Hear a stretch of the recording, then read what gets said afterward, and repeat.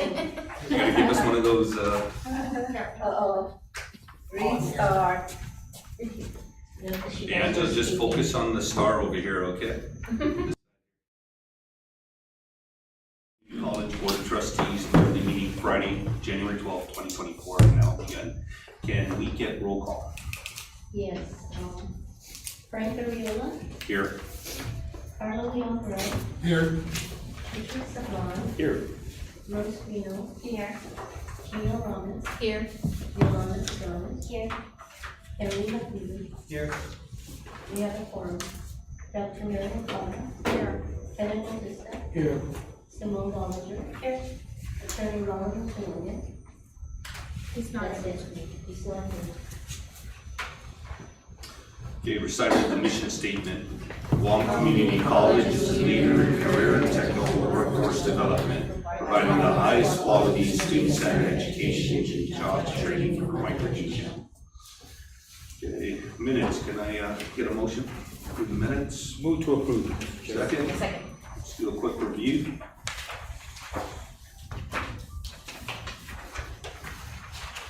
I received a message that we're having an election today.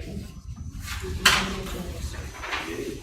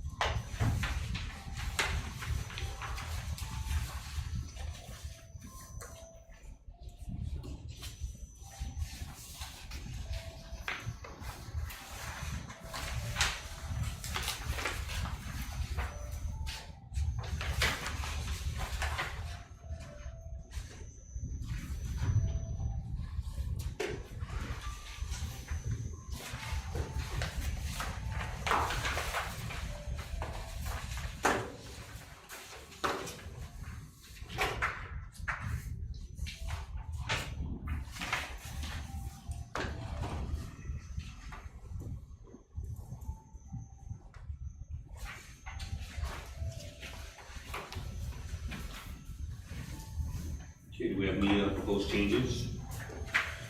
If not, without any objections, minutes are approved. Can we move forward to actually any communications, No communication. public discussion? No request. Let's move on to reports, the president's report. Okay, starting off with the financial status of the college. Currently, a year to date, we have received $6,188,199. And that equates to $4,011,503 from the GF general fund, $2,151,030 from the MDF, manpower development, and $25,666 from the general fund to support the Good Chief Scholarship Program. So based on the allotment schedule that currently is on the average of about 81% based on the schedule.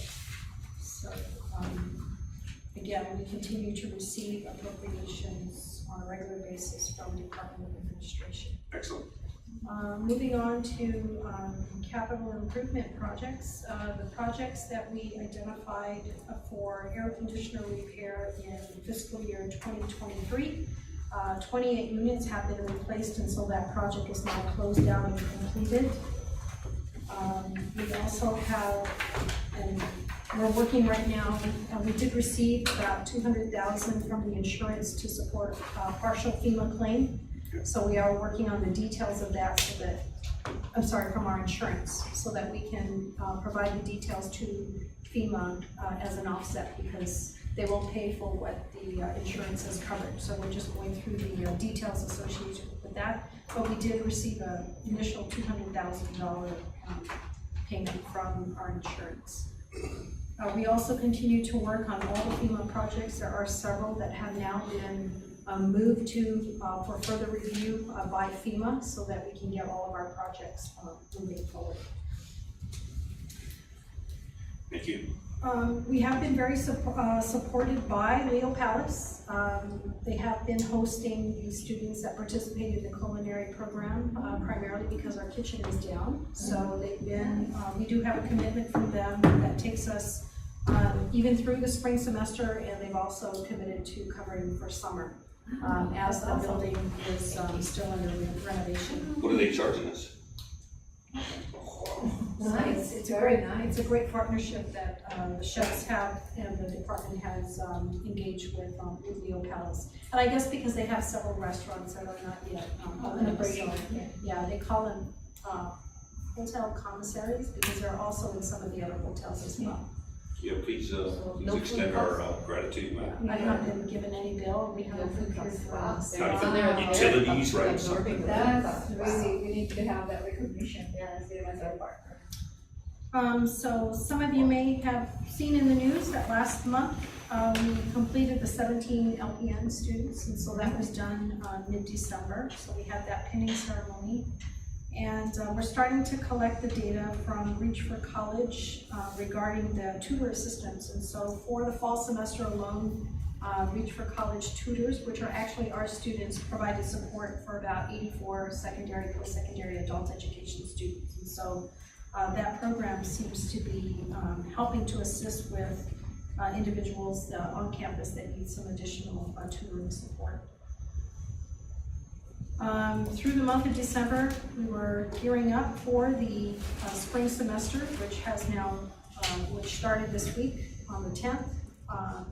We're still finalizing the numbers. Enrollment's down a little bit, but we're hovering right now, I think, at about 1,300 students.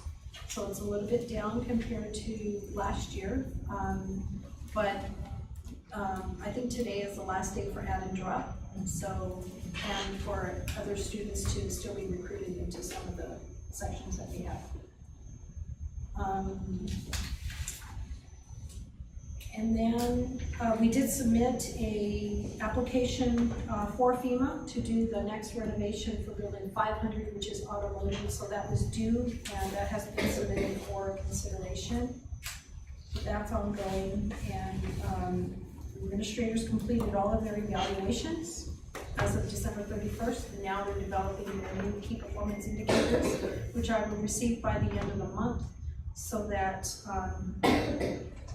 that uses that new KPI as the baseline for the evaluation for the upcoming period. And then I would share, and maybe Ken can chime in on this. I think this year, in terms of staff. An activity we held staff holiday lunch and support for the staff. I think this is probably the best one we've ever had, where we actually had a lot of team building exercises for employees to engage in. And so I would say that for as long as I've been here, I think that's been the best one we've had. And different things in terms of just having folks from the individual offices commingle during a holiday or for a holiday, not necessarily recognition, but interaction. Everything from the guys playing chess and some people doing puzzles as teams, I thought were good, and different kinds of, just different activities, including entertainment. So I thought that was a good team building exercise for the staff during this past holiday. And the rest of the information I will share later on in the agenda. Thank you. It's a good timing for building 500, I think. 500, yes, yes. Very good. All right, let's go with the monthly activity reports. So on Monday, January 8th at the MPA at 10 a.m. we had our spring 2024 student orientation. And then after the orientation, we had our campus tour for the new students. And then on Wednesday and Thursday, January 10 and 11, we welcomed students to the spring semester and provided directions to new students. And then on Friday, January 19th, next week, will be our first CASA general membership meeting. And then I also have our student activities.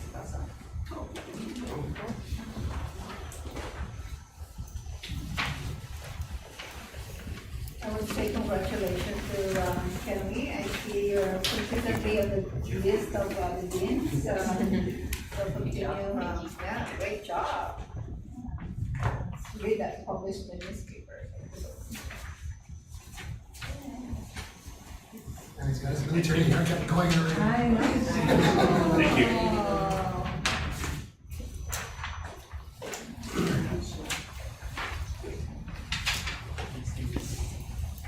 That's it.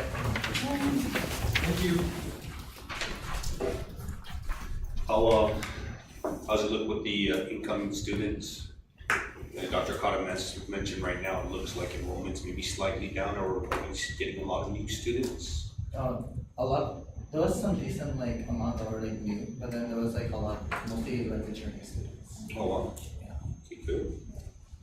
Have we noticed students transferring from the OG coming into our program? They say that we cannot get into the nursing program, so that's why they're getting. We have a few, that are now in the LPN program. What's the difference in the tuition per hour rate? I wonder. Just take a look at that. I don't know whether, We haven't raised stars in a while. we haven't raised our tuition since 2011. Well, we're still, I think we're still okay. Eventually, we're gonna have to raise tuition, but, I think right now we really need to work on recruitment, because it's not the tuition that's causing the recruitment to go down. It really is the availability of jobs. Well, then enrollment also, right? Even though maybe enrollment on the standard has gone down, but the programs at boot camps, apprenticeships, and other things has actually been very steady rate and growing. Yeah, so I think they're continuing to increase in the number. I think there's 15 boot camps that are scheduled or in the pipeline for right now. But they're also increasing the number of boot camps in other areas. So there's other areas that we've been asked to help to facilitate some programs. We have another paramedic program that's coming around real soon. So that'll bring in, I believe, we're looking at 30 paramedics, and I think the upward is about 36. I think the cap is at 36, but there's a lot of interest in paramedics right now. I think once we start getting some of our tech classes in, the ones we're working on, I think that's also going to drive some. Yeah, so, and we just signed a whole bunch of diplomas, cybersecurity. and we haven't signed them yet. There's a lot of students that completed their programs in December, this past December, last month. And some of them are on the 2+2 computer science track with the University of Guam. We just finalized the supervision and management articulation agreement with UOG. Great. And several math and science classes that Dr. Mike has been working on are now transferable to the University of Guam as well. So there's a lot more in terms of articulation and courses, and so that'll help facilitate pathways for students that start here, because then it would be seamless in terms of a 2+2. I know the Navy, NAVAC, and also DZSP, the boss contractor. I know they're pulling labor from the local market. So I know a lot of our local businesses are already right now trying to fill them, right? Are you seeing that? Yeah, yeah. So Yeah. it's a good opportunity for us to push the word out there and push some of our programs with these businesses. Okay. Thank you, Kevin. Sorry for the extended discussion on that. Okay. Happy New Year. Happy New Year. Just to continue the conversation about enrollment, and of course, the beginning of the semester is always for department chairs and faculty and even adjunct, full-time faculty and adjunct, of watching the numbers. So we're looking at the classes that have, they're taught by full-time faculty that have less than 10, and that have, for adjunct faculty that have less than 13. Because this was a new solution we came up with in the negotiation of the agreement to have a 10 benchmark, I thought I'd report on how now this is our second semester using it and how it's kind of been working out.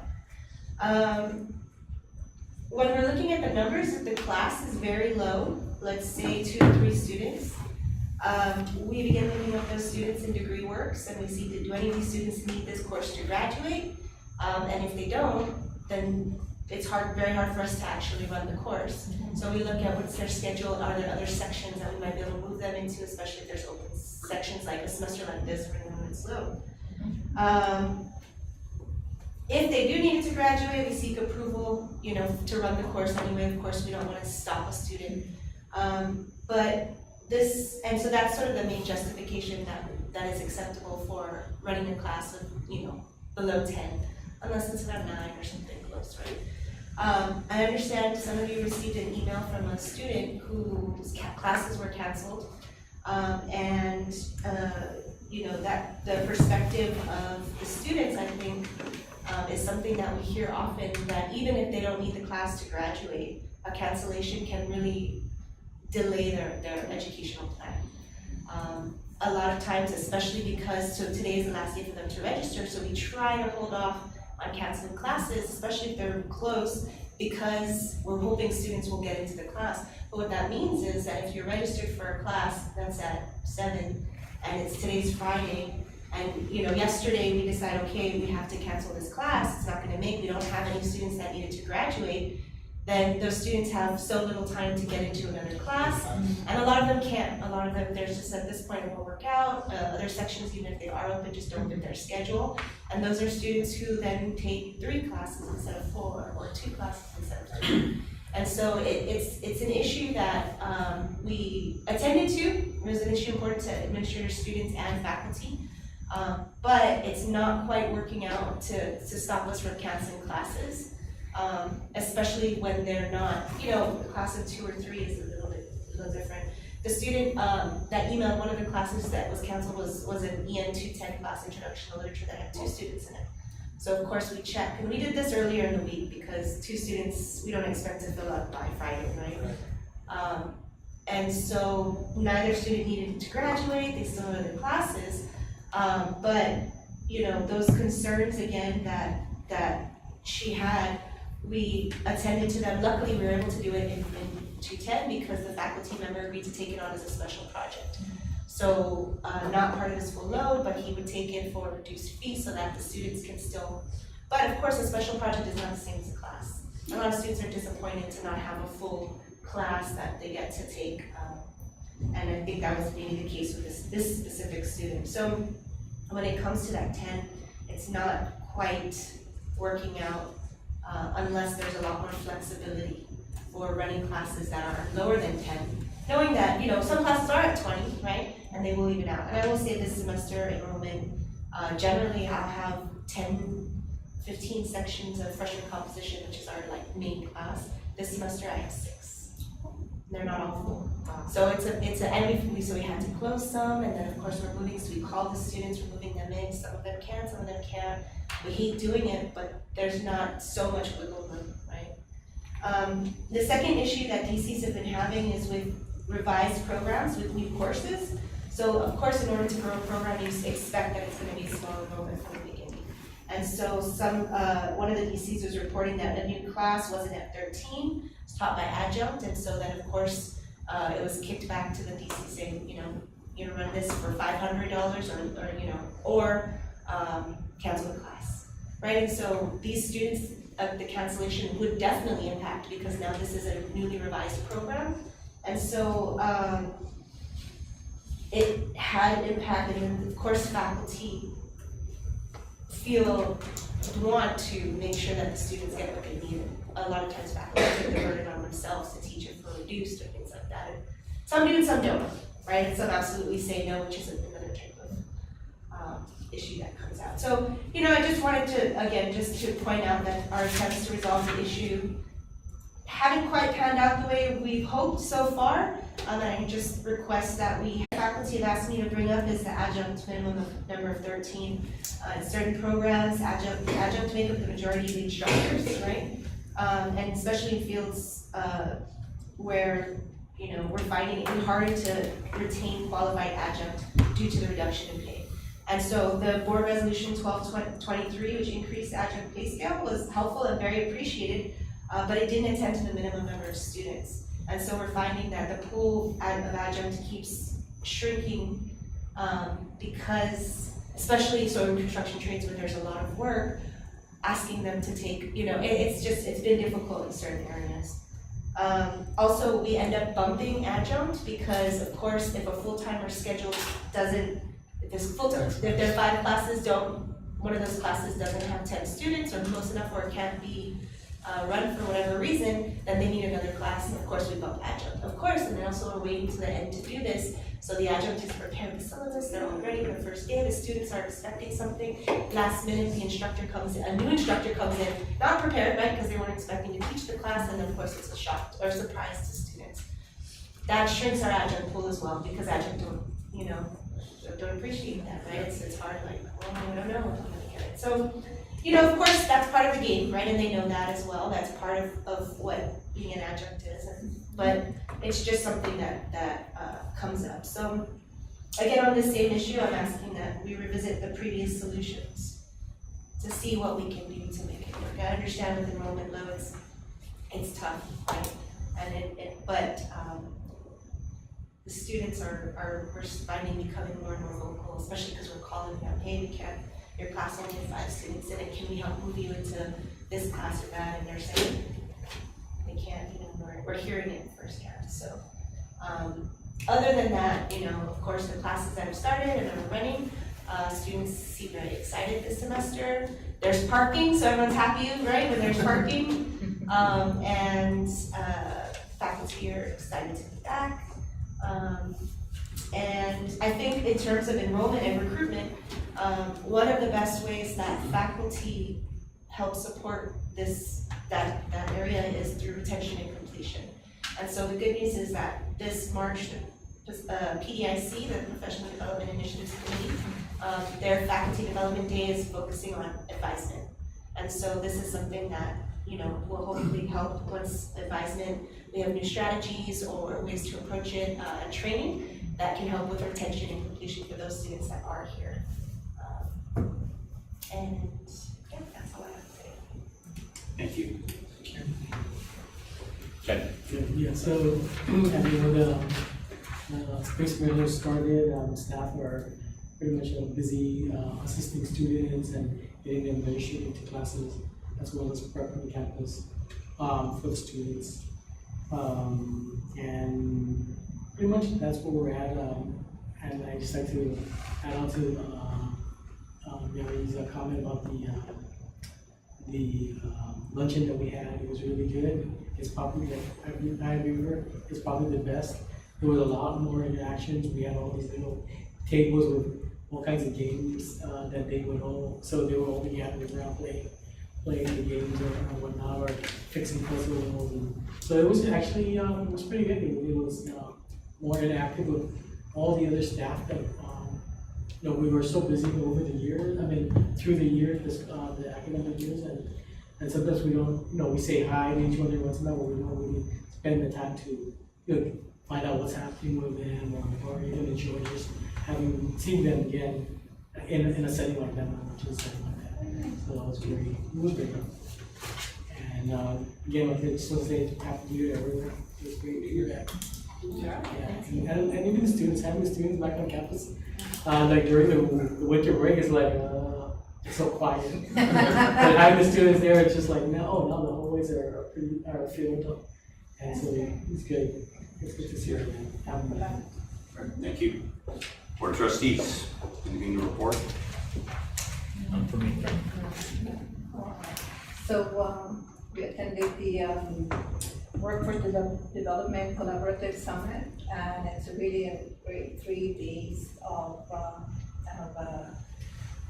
discussions, strategies, sessions, and I know GCC had played a big role in that, and we hosted that summit in our multi-purpose auditorium, and we did not receive the final write-up yet, right? So it should be coming out.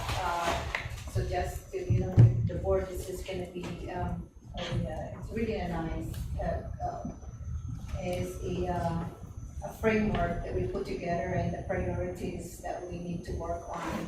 And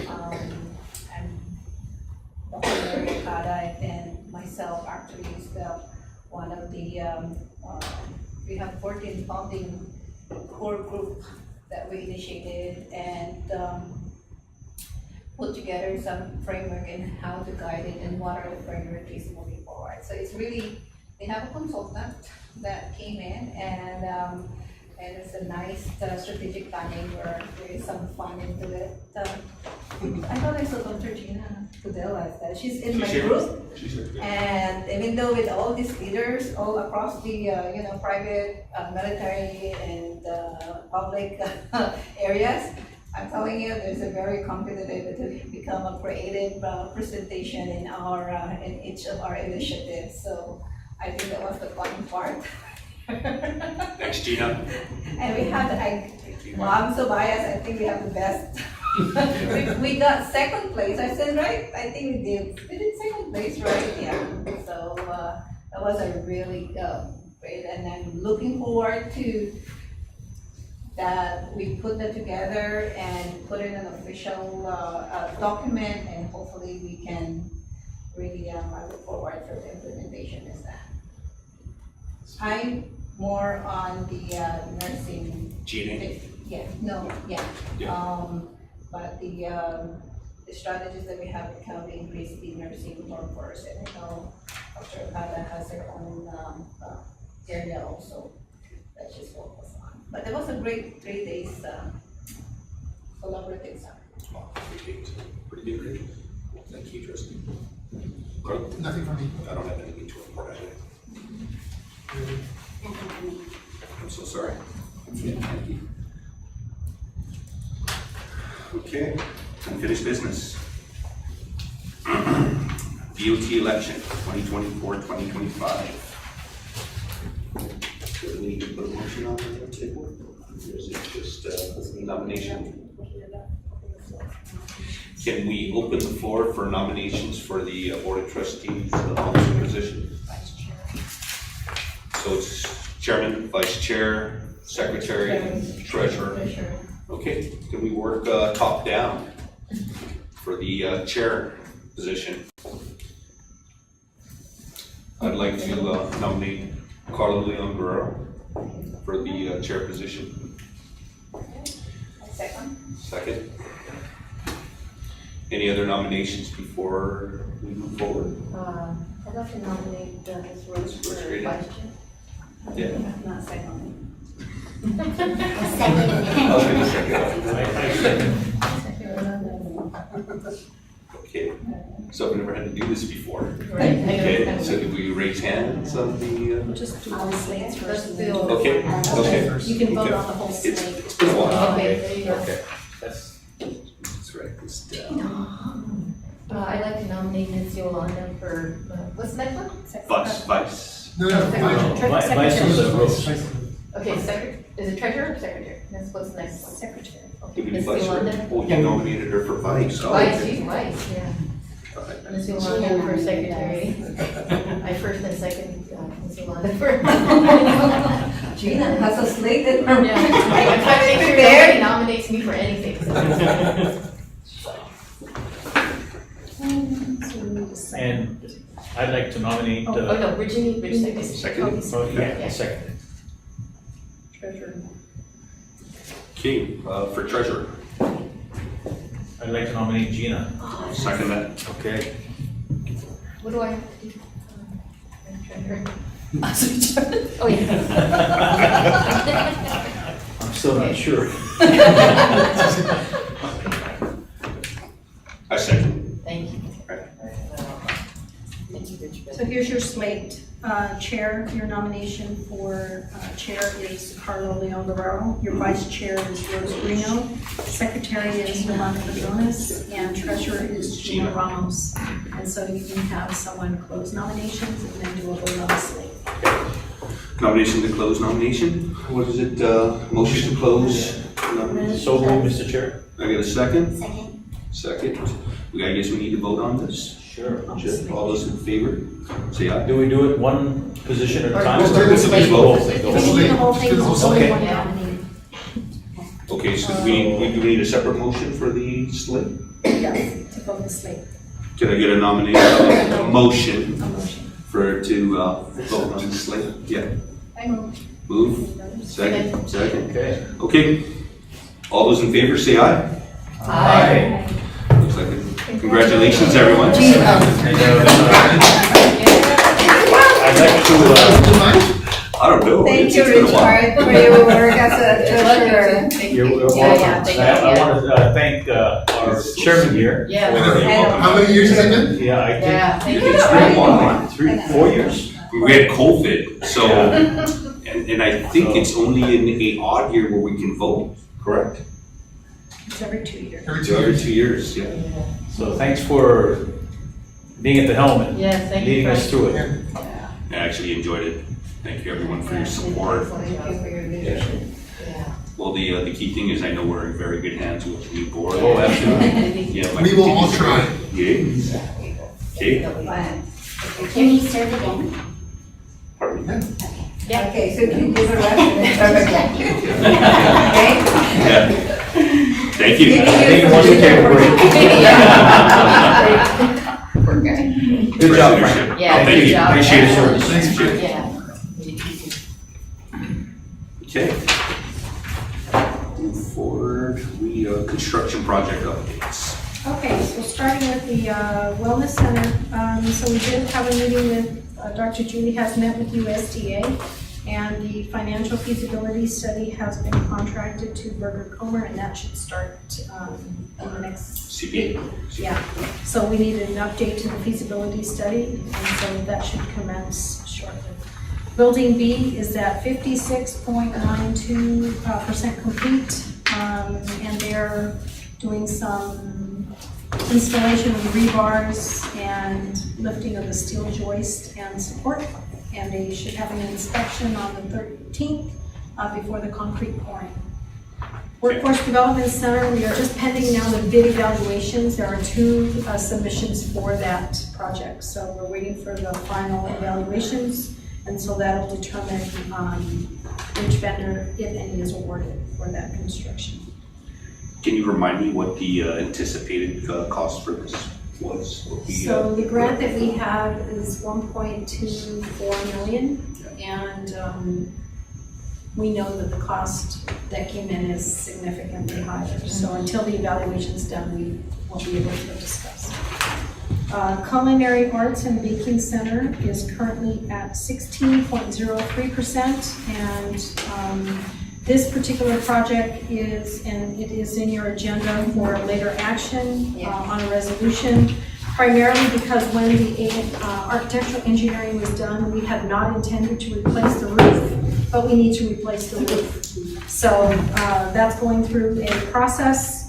Once the additional funding has been approved. This particular funding request was already submitted through the RPF and CGC. We didn't use it, so it's the same resolution. It's the same funding amount that is requested for this resolution in anticipation that it meets the additional cost that is required for. We won't know until the architectural engineering is done, and we won't know until the contractor puts through his estimated cost and change order.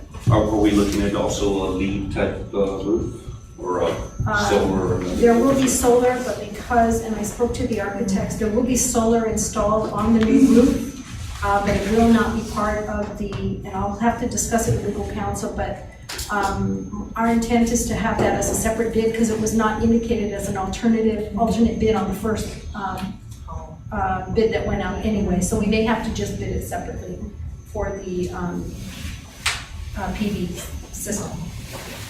So that's where we are with Culinary Arts. And then Building 2000 generator right now is at 86% complete. They did identify some leaks that they had to fix. We're working on the fire suppression water line, and some of the projects that we have right now have been delayed slightly because of the availability of concrete. So that's starting to surface as we move through with our project. So that's where we are with building 2000. And that's all for appropriating. Thank you. New business. One more item, sorry. Mr. Chair, the accreditation updates. So, 4 items on the accreditation updates. Individual standard committees have met to discuss the feedback that was provided based on the first draft of the ICER. And so Dr. Gina and Dean Pilar have met with standard committee. They are currently reviewing the accreditation standards criteria and identifying the required documentation as additional evidence that is needed to support the ICER. Updates to the accreditation website continue, and the second draft of the ICER is due February 16th, 2024. So that's where we are in terms of accreditation today. Okay, new business. So, as I mentioned, this is a resolution for the funding request to support the Culinary Arts and Vaping Center renovation project. And this is requesting for the board to authorize $1 million from the Manpower Development Fund. And the reason why is because the Manpower Development Fund in its legislation allows for facility upgrades relative to apprenticeship training programs, which includes culinary arts. And so it's it authorizes the sum not to exceed $1 million for this project. And a copy of this resolution, if approved, will be sent back to the RTF and CGC as an updated resolution. The funding was already approved by them, or the request was approved by them in previous last year. And that's it. Has everybody had a chance to read the resolution? Okay, can I get a motion to approve? Second. Second, trustee Savon. No objection, motion passes. Thank you. Shut that one for you on this.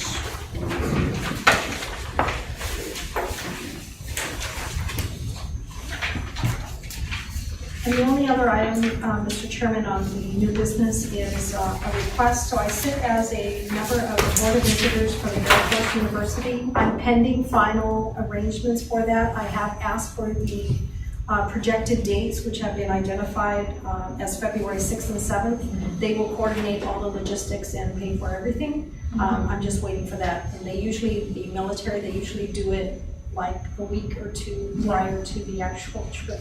So I put it on here for your consideration at no cost to the institution. Seaside Balance. That was really Okay, the motion to approve the president's travel schedule. Second? Second. No objection, motion passes. Speak up for a call. Is there anything else before we move into executive session? Okay, if not, motion to executive session. Second? Second. Okay, no objection. Executive session. Thank you.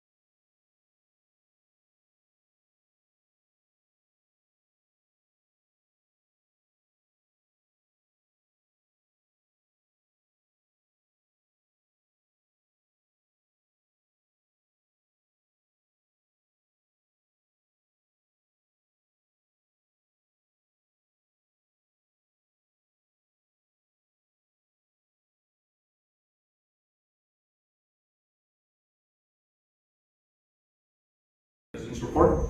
I move. Second. I second the motion. Okay, no objection, the President's report is accepted.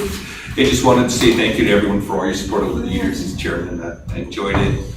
Really have seen this school grow. I mean, and the biggest thing I think we've been really proud of is the support we've provided the kids through a lot of the adversity through COVID and then some of the recent storms. So let's just keep the momentum going. I've got all the confidence in the new board. And if there's any help you need, please let me know. Of course. Okay.